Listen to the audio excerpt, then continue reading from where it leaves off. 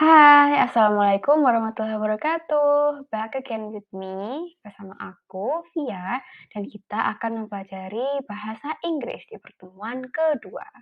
Nah, gimana nih kabar teman-teman semua? Semoga teman-teman sehat-sehat dan juga supaya bisa melakukan aktivitas masing-masing. Kita ketahui sekarang kondisinya lagi seperti ini, jadi teman-teman harus jaga kesehatan, harus istirahat yang cukup, makan makanan bergizi, dan juga minum vitamin. Seperti itu ya.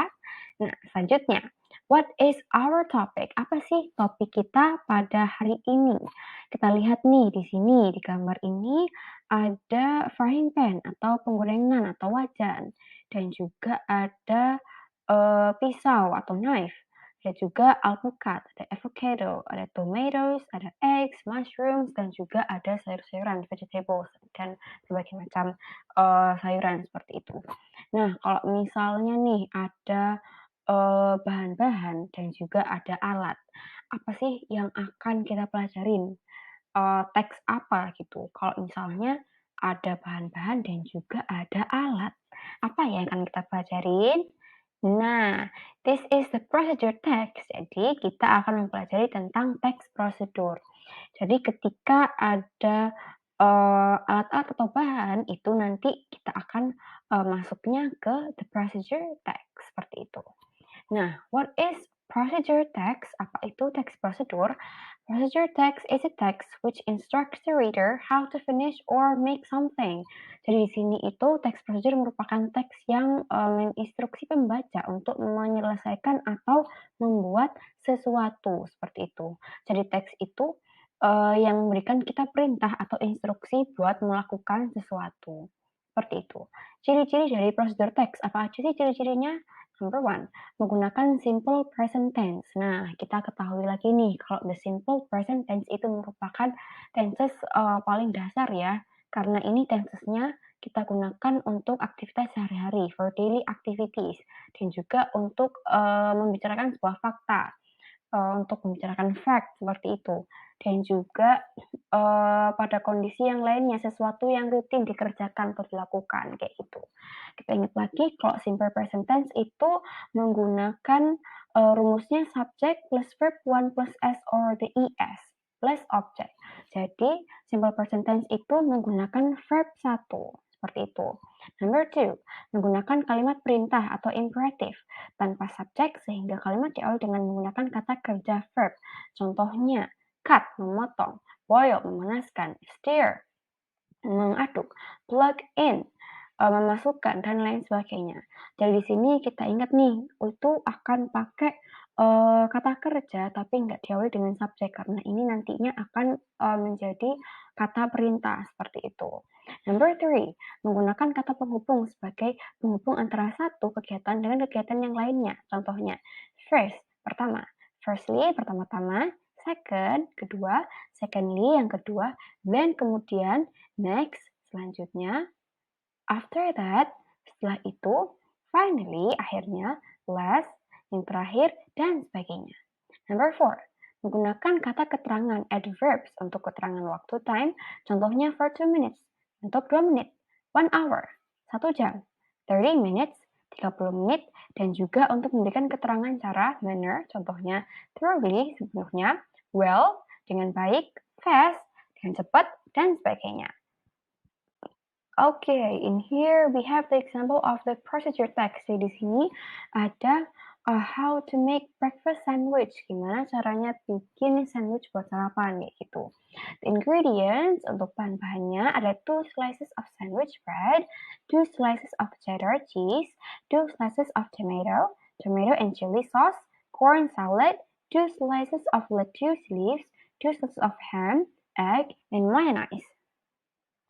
Nah, this is the steps. Firstly, toast the bread on the pan with a block of butter.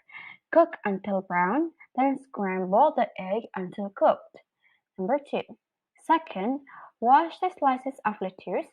Put the slices on the bread toast and layer with ham and scrambled egg. Number 3. Then, add corn salad with mixed mayonnaise, slice of tomato, cheddar cheese, tomato sauce, and chili sauce. Number 4. Next, Put a slice of bread on the top to cover them. 5. After that, put a sandwich in the plastic and cut it into two. It will be easier to eat when the sandwich is cut in plastic. Number 6. Finally, serve it with a cup of fresh orange juice. Seperti itu. Nah, oke, kita akan menerjemahkan di sini. How to make breakfast sandwich. Gimana nih caranya bikin sandwich buat sarapan kayak gitu. Ingredients-nya, bahan-bahannya. Yang pertama ada 2 slices of sandwich bread, yaitu 2 potong roti sandwich. Kemudian 2 slices of cheddar cheese, yaitu 2 potong keju cheddar. Kemudian 2 slices of tomato, yaitu 2 potong tomat. Kemudian tomato and chili sauce, yaitu saus tomat dan juga saus cabai gitu. Corn salad, yaitu salad jagung. Kemudian 2 slices of lettuce leaves, yaitu 2 lembar daun selada. Kemudian 2 slices of ham, 2 potong ham, yaitu daging yang biasanya digunakan untuk sandwich kayak gitu. Kemudian ada egg, yaitu telur, dan juga mayonnaise, yaitu mayonnaise seperti itu. The step nih, langkah-langkahnya. Yang pertama, firstly, pertama-tama, toast the bread on the pan with a block of butter. Panggang roti dulu nih di atas loyang dengan mentega.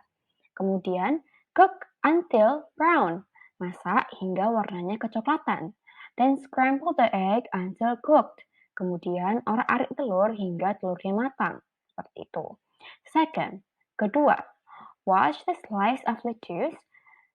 Cuci bersih irisan selada, kemudian put the slices on the bread toast and layer with ham and scrambled egg. Masak hingga put the slices on the bread toast and layer with ham and scrambled egg.